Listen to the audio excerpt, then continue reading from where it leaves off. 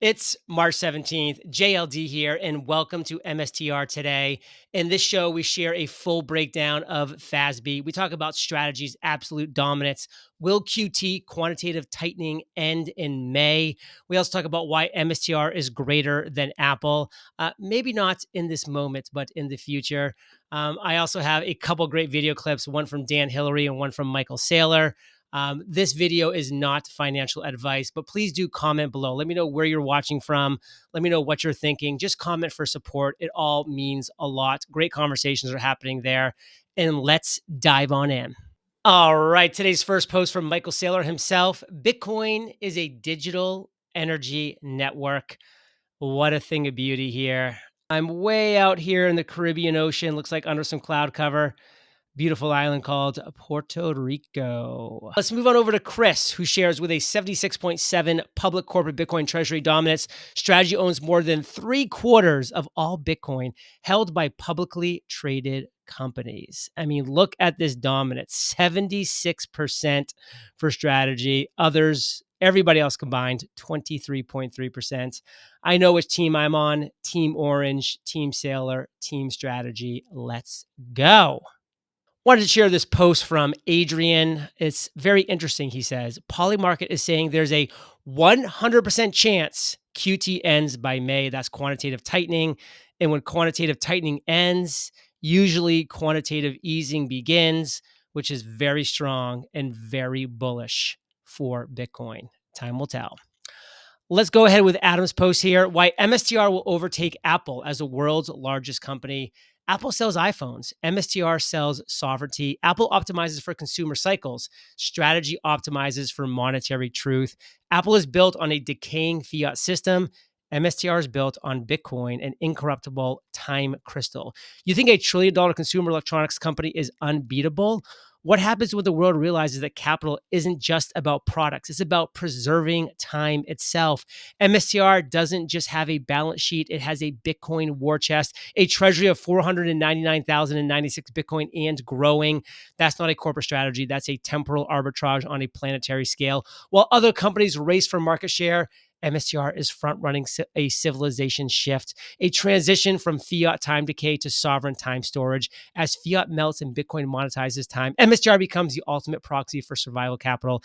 It will absorb capital flows like a black hole. Revenue, optional. Debt, outpaced by Bitcoin appreciation. Legacy metrics, obsolete. This is the monetary singularity in real time. Apple sells shiny rectangles. MSTR sells the future.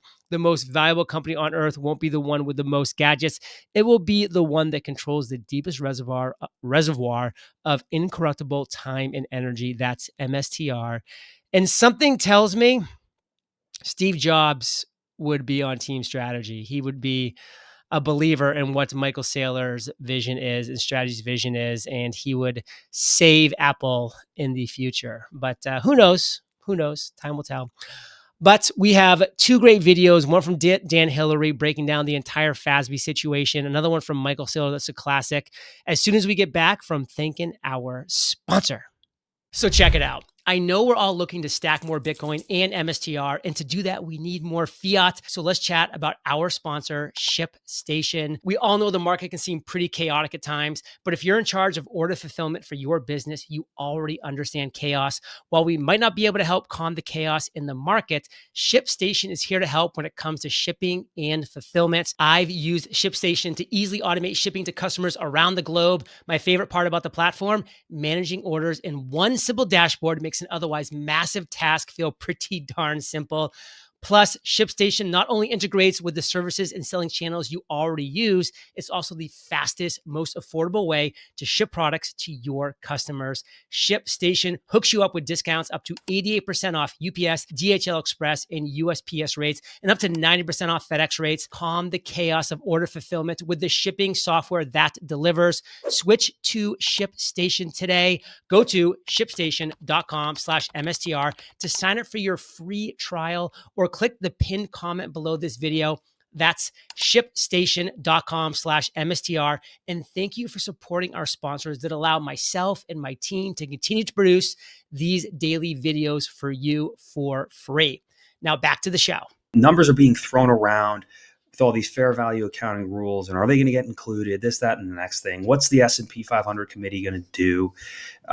And to be clear, right? So with the FASB fair value accounting rules is now the price of Bitcoin when it's acquired by MicroStrategy is marked at its fair value during acquisition, and then at the end of the quarter, so this is interquarter behavior. So at the end of the quarter, the price of that Bitcoin is then recorded at its fair value. And so that delta there from the purchase price to the finished price during that quarter does count towards their earnings. Similarly, the price of the Bitcoin they hold is recorded at the beginning of the quarter, and any sort of price appreciation or depreciation is recorded as earnings on their income statement. And so I have a table that I will share in this post that kind of shows the calculations I did for both the Bitcoin held at the start of Q1 2025 and the Bitcoins that were put on the balance sheet during Q1 2025. And the number I get for erasing, the prior three negative earnings, for erasing the prior 3 quarters of negative earnings and having a positive EPS during this fourth quarter in the trailing 4 quarters of earnings for S&P 500 inclusion is 97,000 K Bitcoin, 97,000, I think 69, $97,069 per Bitcoin. So are we going to get there? I don't know. And if we're close, I'm going to have to refine those calculations and make sure I'm on the nose, because we have to know whether or not they're going to make this inclusion, right? So 100 is a safe bet. If we're at 100K in 2 weeks, that's great. Now, that's not the full story, right?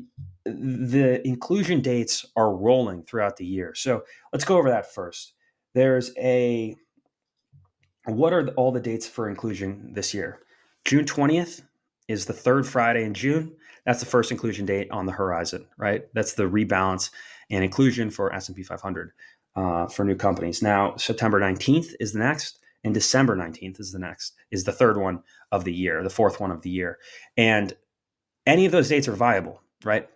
And MicroStrategy is just being, the way it's positioned with its negative EPS, all it has to do is have a large enough BTC gain to erase the prior 3 quarters of earnings and make all the trailing 4 quarters positive, which could happen, this quarter. It may not. If it happens next quarter, all they've done is qualified themselves for the September 19th inclusion. And so if this quarter's earning criteria isn't hit based on the BTC price, then the next inclusion date we'll be looking at is September 19th.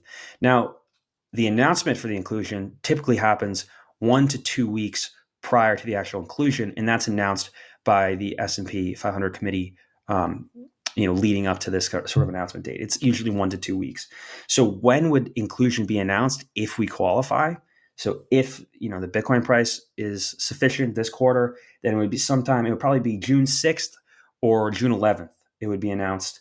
And then similarly, if in September 5th or September 12th. Now, December 19th is also viable. We'll cross that bridge when we get there. But I think what's interesting about this kind of setup here is Bitcoin's trading super low, right? Bitcoin's trading very, very low.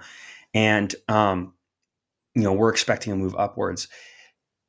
It isn't make or break this quarter. We could do it the following quarter. We could do it even the following quarter, right? As long as Bitcoin keeps moving in the right direction. So I was very anxious about this quarter, but it doesn't have to be. It does not have to be.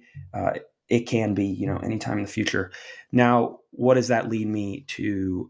The conclusion I draw from that, though, is that you got to be sharp. You got to be careful. I originally was kind of betting the farm on this quarter inclusion. I didn't think we'd hit 84 like Josh. I thought we were going to start moving higher end of February. So I was totally wrong, right? So I had a ton of June calls. And I had to roll them back to September, right? I have these June calls, and I was sweating. The price was dropping, whatever. I rolled it back to September because I really, really, really want to hit this inclusion, if it does happen, or the run up with the maximum amount of leverage I can stomach. But I need to preserve the capital. You need to preserve the capital, and you need to get this right. And so for me, I've rolled those back to September.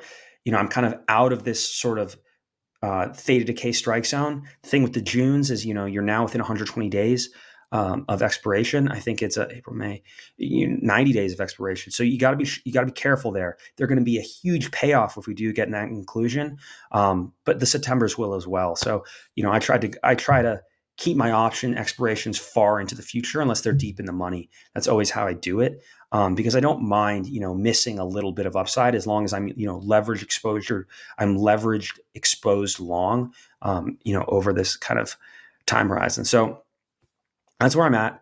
That's how things are going. I think the MSTR True North guys, we're trying to ramp up content. We're trying to make things happen. I know I've been in a bit of a hibernation slump, but I'm back in the game. Josh has been crushing it. Jeff and Ben have been crushing it. So looking forward to the next. Yeah, so I'm super looking forward to the next couple months. Hopefully you'll get to see us at some events, and we'll talk soon. Michael, thanks for sharing your vision with us today. I'm curious, when you think about the scale of the growth for your own company, how you dimension that or proportion that. Do you think of it relative to the market cap of Bitcoin? Do you think of it relative to the total amount of capital that exists? Like how do you determine how fast you can grow? Our growth rate's really only limited by our ability to raise capital. And so in the first 3.5 years after we adopted the Bitcoin standard, we raised about $6 billion of capital. And then in the first 3 quarters of 2024, we raised about $4 billion in capital. And then in Q4, we raised $18 billion in capital. And in the first 2 months of this year, $5.2 billion in capital. So we're doing this. Our plan will be, to raise capital this year, equal to or what we did last year. And if we can go faster, we'll go faster.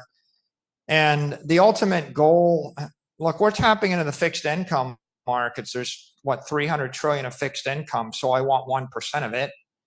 So like, could I raise 100 billion, 200 billion dollars of capital? Sure, I could.